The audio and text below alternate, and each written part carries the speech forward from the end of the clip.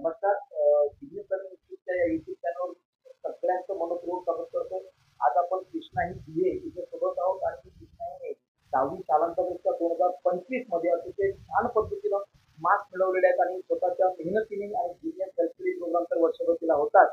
तर सर्वप्रथम मी संपूर्ण जीनियस परिवारातर्फे कृष्णा हिचं आणि तुमच्या पालकांचं मनःपूर्वक अभिनंदन करतो सर, की अतिशय छान पद्धतीने बोर्डमध्ये मार्क्स मिळवलेले आहेत. त्या संदर्भात आपण डिस्कस करूया की वर्षभर कृष्णा हिने घरचा अभ्यास जीनियसच्या माध्यमाने कशा पद्धतीने केलाय आणि इतर विद्यार्थ्यांची प्रेरणा ठरेल आपण जाणून घेऊया कृष्णाच्या बाबतीत. कृष्णा मला सांग तुझं स्कूल कोणतं आहे?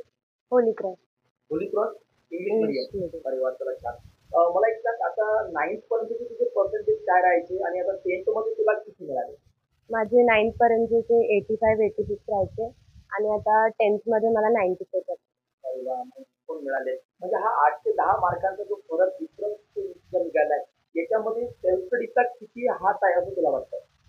सेल्फ स्टडीमुळे जे पेपरमध्ये अंदरचे क्वेश्चन्स वगैरे यायचे राईट. तर ते मला सॉल्व्ह करता आले कारण की मी टेक्स्टबुक वगैरे वाचल्या त्यानंतर ज्युनियरचे पेपर सॉल्व्ह केले.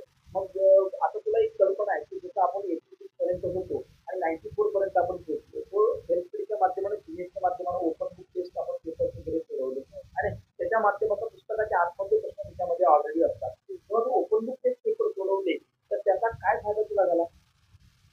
म्हणजे टेक्स्टबुक 2-3 वेळा वाचले गेले त्यामुळे क्वेश्चन मला इझिली सॉल्व्ह करता सॉल्व्ह करताय.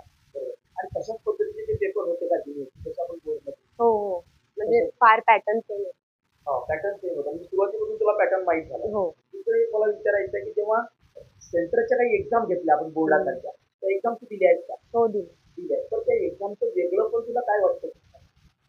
म्हणजे तिथे एकदम बोर्ड सारखं वातावरण आहे तर त्यामुळे ज्या दिवशी मी पेपर द्यायला गेली तर मला एकदम नॉर्मल वाटलं आणि मी नर्वस नाही झाले.